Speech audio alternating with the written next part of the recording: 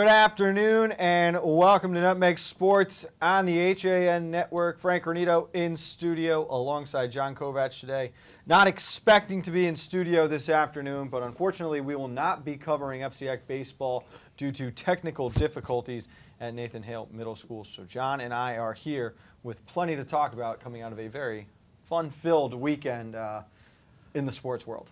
Well, we got things started with a bang. We had national powerhouses meet in our first spring game of the season on Friday night, and Darien showed that it's just the wave continuing to crash against everything in front of it in lacrosse. And I know I was over at the Sheehan Center for the JCC Schoolboy Classic, some great basketball. It was a fun weekend. And then on a national scene, you had the Masters.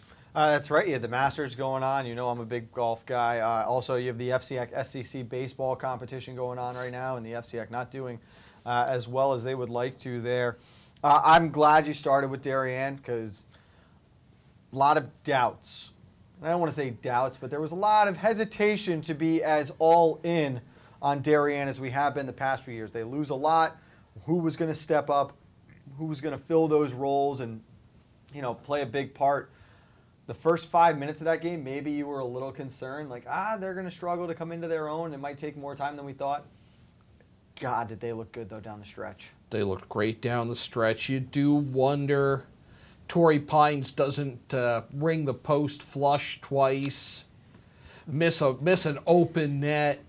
You know, they get a couple of early goals. What happens? But they allowed Darien, if Darien had any doubts if they could reload, Darien was allowed to believe and to get their feet under them. And from that point on, once they had their feet, get out of the way. Oh, man, they were so strong down the stretch. We'll have more on that game a little bit later on, plus highlights. We'll catch up with the goalie, Sean Collins, who picked up his third victory of the season. But first, John, very happy to bring back our Athlete of the Week, brought to you by Ortho CT. And our first week of nominees for the spring seasons begin with our first female, and I will send it over to you for that. Let's start with Julia Ojimek of New Canaan Girls Lacrosse. She led a strong defensive effort for the Rams in a tough three-game stretch to start the year. The senior co-captain Ojimek guarded the opposing team's best attackers, limited them to 2 goals or fewer in each game as the Rams went 2-1. They lost to West Hampton Beach 9-8 in overtime, beat FCX rival Wilton 6-4, and then beat Yorktown, New York 8-7 during a span of 4 days. All right, we could have gone with about 6 different players from the Darien boys lacrosse team, but we will settle with Tanner Strube, who dominated the face-off circle, winning 17 of 22 draws against Torrey Pines as they rolled to a 14-4 victory over the number 19 Falcons in the nation. Strube lost just 2 faceoffs during the first half as Darien built a 7-2 advantage. He also scored the 3rd goal of the game to give Darien a 3-2 lead, a lead that they would not relinquish from that point on, John. Caitlin Capobianco of St. Joseph's Softball went 3 for 3 with a single, triple, and home run, missing the cycle only by the double in the Cadets 8-3 victory over Newark Academy in Livingston, New Jersey Sunday. She scored once, drove in 4 runs, and St. Joe's evened its record at 1-1. Drew Rogers of the Staples Wreckers baseball squad clubbed a 3-run walk-off homer as the Wreckers defeated Xavier 5-3 on Saturday. The homer came with Staples 1 out away from losing that game. He would finish the day 2 for 3 with a walk, 2 runs scored, and 3 RBIs. Grace Fahey of Greenwich Girls Lacrosse scored 5 goals as the Cardinals beat the Ridgefield Tigers 20-10 Saturday in Greenwich. They've now won 2 games in a row after losing their first game of the season to Ludlow 9-8. This is my early favorite in the week. Robbie Burendorf, goaltender for the Trumbull boys lacrosse team, made 10 saves as Trumbull defeated Greenwich for the first time in program history, 9-8 last Wednesday. Sticking with that Greenwich Ridgefield girls lacrosse game, Caitlin Slaminko of Ridgefield was a bright spot in the Tigers' 2010 loss to Greenwich. The sophomore midfielder scored a game-high 6 goals and forced 6 turnovers. Matthew Tipolady of the Stanford Black Knights baseball squad was in control, pitching 6 scoreless innings, throwing 7 strikeouts, and only surrendering 3 hits as the Black Knights blanked crosstown rival Trinity Catholic 5-0. John, final female nominee. Danbury softball freshman Trinity Santiago went 4 for 5 with 2 doubles and a grand slam in Danbury's 19-11 win over New Fairfield. And our final nominee of the Wilton baseball squad is Ryan Gabriel, who got the Wilton team season off on the right foot. The Warriors with a 3-0 win over Weston. He started the game allowing just 3 hits over 5 innings while striking out 8, picking up his first win of the season. The Athlete of the Week poll opens officially at 3 p.m. this afternoon at HAN.network and also under the HAN Athlete of the Week tab on our website.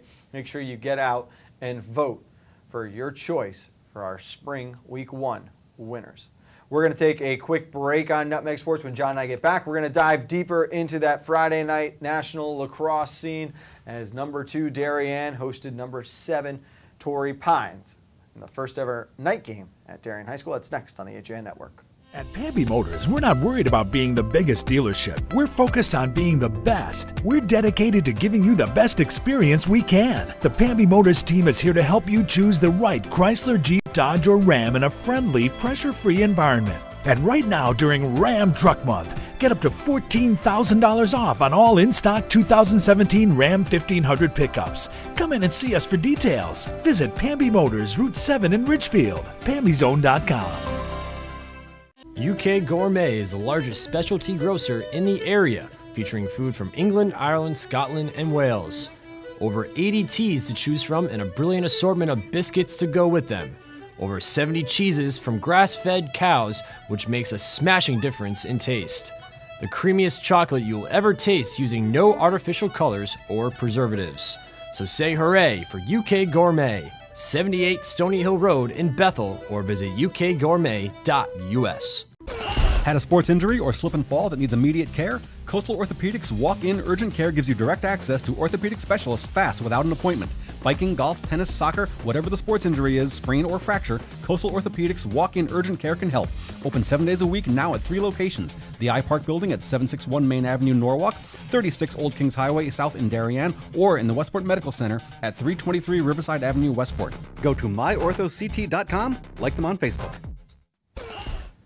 Welcome back to Nutmeg Sports on the HAN Network. Frank Granito, John Kovach, happy to be in studio with you on Monday, April 9th. Going back to Friday night, though, our first broadcast of the spring season, we saw 2 nationally ranked lacrosse powers squaring off, and as if there wasn't enough hype around this big matchup, John, you also had the extra emotion and effect of it being the first ever night game, home night game in Darien lacrosse history. And talking with Coach Braymeyer before the game, you really got a sense, and we talked about this as well, his 35th season as the head coach now of the Blue Wave. And you think about when he first got here, this was a conference dominated by Wilton. Then you went on that decade-long run where it was the Rams and New Canaan who really controlled this league. And now he has not only set this program as the gold standard for the FCIAC, but for the state, and it is also a team that many should be trying to emulate on the national level. No question, and I think we all thought we might see more of a test on Friday night when you had Torrey Pines come in, nationally ranked. A lot of positive things being said about them. They were undefeated coming in, and Darien just did the things that we're used to Darien doing and really erased any question as to whether they're ready to keep this win streak going and defend some titles. Well, the big thing for me, and what I thought stood out most in this game, early on, Torrey Pines gets ahead. I thought that was big for the Falcons. They needed to really get that first goal, get a little bit of momentum early on, and believe they could hang with Darien. The biggest difference between the first quarter, the first 8 minutes of this game, and the second part of it was the confidence we saw out of Sean Collins in goal. Early in the game, and we talked a little bit in the first segment about Torrey Pines missing opportunities, He got caught out of the cage on one, and Torrey Pines just blew an open net chance. I mean, as open a net as you're going to see in lacrosse. Well, I don't know. The thing is, though, we're going to see the highlights of it. Remember, it was behind the back, scramble, open net. No, I'm talking about the one Torrey Pines didn't get. When Collins came out of the net and Torrey Pines missed a shot.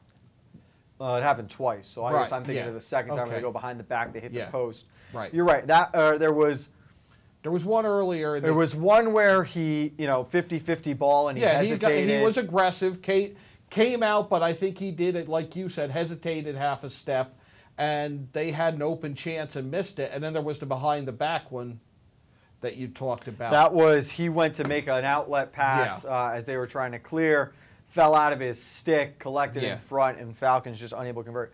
Yeah, there was a lot of ball luck that just didn't bounce the Falcons' way, which was tough. But down the stretch, Collins settles in. He started seeing shots very well. The defense got much more comfortable. And the big three up front with Picorni, Minikis, and McGovern really got going, got into sync.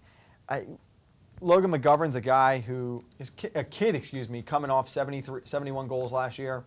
He had 53 assists, 124 points. He's a guy this year, John, I think could tally 100 assists if he wanted to. Just playing from that X behind the net. So many teams are going to focus in on him. He requires that much attention that guys are going to get open in front, and he's got a lot of castmates who can finish on the doorstep.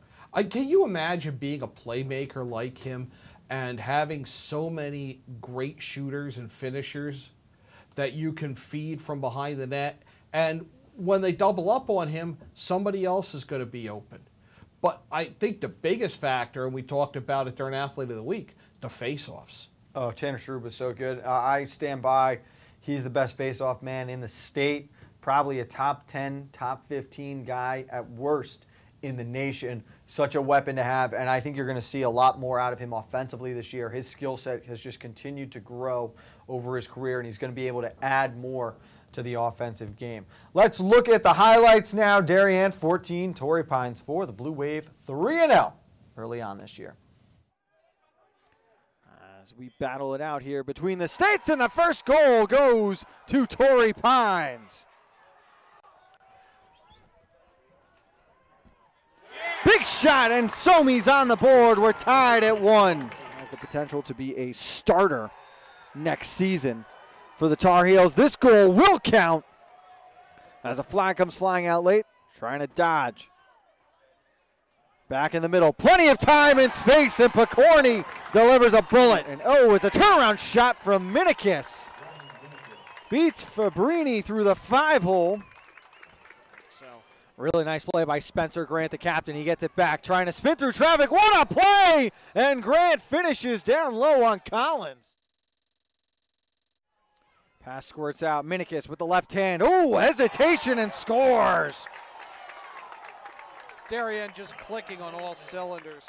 And you can see how quickly that game escalated there. A couple of impressive individual efforts, though, down the stretch on some of those final goals, John. Forgot that bounce goal. That was a pretty shot. It was a great shot. I love the hesitation, though. Literally got the defender off his feet. You saw that Torrey Pines broke through for 2 goals in the first 4 minutes of this game. Well, that was all that they would be able to tally. That's all they'd be able to match moving forward. Just 4 goals in the game. Kevin Coleman caught up with the MVP of Friday night's win, Sean Collins, afterwards. Sean, unbelievable game today. You let in 2 quick goals there in the first quarter. You bounce back and get right in the zone there. Describe your performance tonight. I would say the defense really put me in a good position to make saves all day. We made sure that we're playing from the outside in and that we're not getting up the easy shots inside. So we just made them take the far shots and the ones that I feel like I can save. And so we did a really good job of that. Now take me inside that huddle with Coach Braemar. What did he say to you guys at halftime? And during that in between the first and second quarter. Well, I mean, last week against Yorktown, we had a 6-goal lead after I think at half. So we just wanted to make sure the same thing didn't happen. And we had to, it's a new game out there, 0-0. So we had to play a full half. What's the chemistry like in this team? You guys, after each goal, the celebrations are terrific here on the sidelines. Shout out to the mosh pit. Shout out to the mosh pit. What is this chemistry like on this team? It's amazing. We're like a team of brothers, and it's a bond that will never break. Now, for you guys, you're continuing this winning streak, 57 games now. How does it not get to your head? How do you guys take this game by game? You just step up to the challenge. Like, you got to just use it as your fuel, and like, don't let it pressure you. You just use it to motivate you. Now, finally, last question. First game under the lights here at Darien High School. How cool is it to play under the lights here? It's an amazing experience. Like, no other team has ever played under the lights before. I remember watching the football game under the lights, and it was just so cool being a part of that. So it's really cool to be able to play under it, too. Sean, congratulations, man. Thanks for the time. Thank you very much. All right, Frank, back to you. All right, thank you, Sean. Thank you, Kevin. This will be a scary Darien team, John, if Collins can continue to play with that kind of confidence and the offense gets quality scoring across the board from several big names. Held in check were Blake Somey and Jack Joyce. You don't expect them out of the midfield to need to be your team's highest scorers, but they're great offensive weapons. They played very well in transition, and I loved the leadership of Andrew Darby on the back end. The future Michigan Wolverine did a very good job. They're only going to continue to get better now, and that's got to be very scary, as I'm sure a lot of the teams around the conference were watching. Yeah, that is one of those games that will send a message. You come out against another nationally ranked opponent, and it's really not all that close. It's got to be kind of a slap in the face for some teams, and we'll see what happens moving forward in the FCAC. A couple of big games coming up this week. I know that playing tomorrow, we'll see Darien and Ridgefield in both boys and girls. Those are going to be huge games. Those are going to be big. Wilton and New Canaan play this week. That'll be interesting. I said this last week. You know, I'm very impressed with the start the Rams have gotten early on. That was a big one for them. Wilton looks really good. Greenwich is one program right now I think some people are a little concerned about. They just lost 7-3 to Iona Prep on Saturday. Iona, obviously, one of the better teams in the nation in this area, but Greenwich coming off that disappointing loss against Trumbull, John, now getting held to just 3 goals.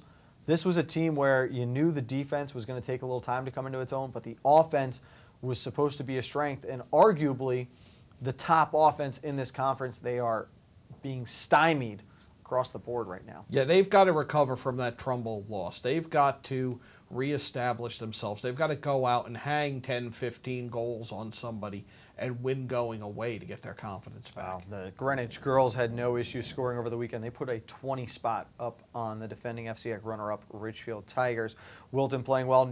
New Canaan gets an out-of-conference win against Yorktown, 8-7. You talked about Julia Ozimek at the top of the show and her effort, what she is doing leading on the defensive end. Darien win out of state against Ridgewood, New Jersey. The St. Joe's girls are playing well. There's a lot of good lacrosse going on. St. Joe's came back in boys. They beat Trumbull 8-4. Ward got an out-of-state win against Roslyn, New York. Good things are happening here. Staples playing well defensively. Again, everyone's chasing Darien. I would say it's safe to agree upon that.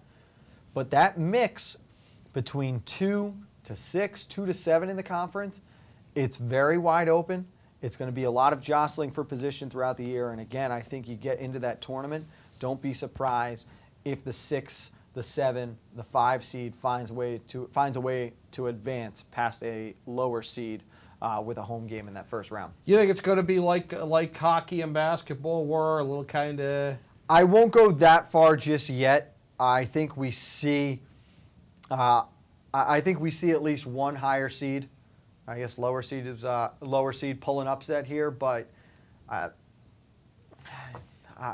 we saw what they did on Friday night. I'm going to struggle right now to really go against Darien. I think we'll learn a lot more by the end of the month after they play against Wilton on April 21st and they play New Canaan on the 28th, and they'll come back with, of course, Ridgefield tomorrow. So we'll learn a lot about all these lacrosse teams over the next few weeks. I'm looking forward to that. Kind of wish we had seen that Ludlow-Ward game, 11-10. Yeah, that was a good one there, too. Both the girls and the boys playing one-goal games. John, let's take a break. When we get back, though, you were up at the Sheehan Center on Sunday. We've got some cool highlights from the oldest high school all-star basketball game in the nation.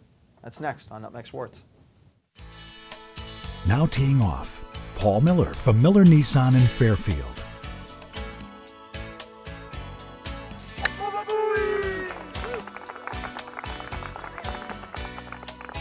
Excuse me, Mr. Miller. What about my new Sentra? Right now, lease a 2017 Sentra S for only $97 a month. He is never going to retire.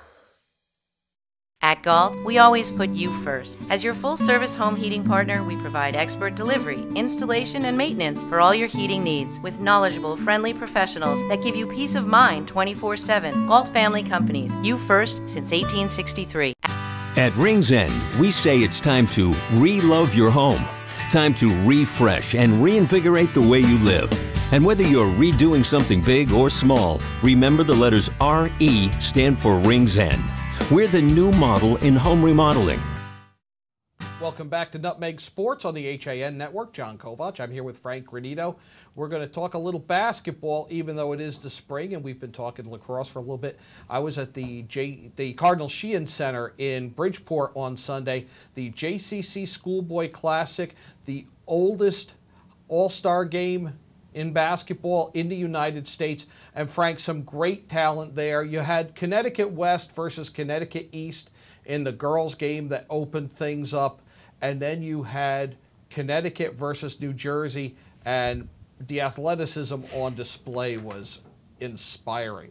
We've talked about getting to spend some time up at this game for a couple of years. I was really excited to hear you could make it up there. And it wasn't just a bunch of FCAC athletes who had gone up to play as well. You had a couple of FCAC coaches, particularly Steve Tobish. Steve Tobish coached the West girls. We can show those girls' highlights. And it was Julie Keckler of Trumbull who hit both ends of a 1-and-1, and that really sealed what was a tight game. West had led by 8 at the end of the first quarter, and they led 39-31 at the half, but got down to the stretch, and then we've got the highlights here. We're going to take a look at those now, those girls' highlights. You mentioned Keckler with the 1-and-1 opportunity. It's the second end of the 1-and-1 there. That makes it a 4-point game with 21 seconds to go, so almost seals it there. East comes back. They're going to throw up an air ball. Looked like one of Coleman's shots. So they press the inbound because at 6 seconds they're still thinking they have a chance even though they need 4. Tobich sees they're not going to get it in before the violation, calls a timeout. Coming off the timeout, East steals it, drives, that gets blocked, and time expires in that scramble on the floor. Olivia Parisi from Ward, she scored 3 points. Keckler scored 5. And Amanda Kellner of Stamford also representing the FCAC in that girls' game at the Sheehan Center. Awesome to see Amanda out there. Obviously had her senior season cut short due to that knee injury, and we hope she's got a speedy recovery still going on as she gets ready for her collegiate career. She's going to do some damage at the next level. And look, I said it during the season, down the stretch in that FCAC tournament. If you gave me a fantasy draft of the FCAC tomorrow, and I had to pick one player off the board with number 1, I think it's Julie Keckler. 1, I love that she makes her free throws down the stretch. 2, she has the ability to really play all 5 positions on the floor. Number 3, she's just got that sort of gamer factor to her. A lot of gamers yesterday. Find your nest. A lot of gamers yesterday. That was the thing I saw. It was a really... just everybody, even though it was an all-star game going hard, and just so much talent. Particularly in the boys' game, so much D1 talent. Well, let's throw the highlights up from the boys' game.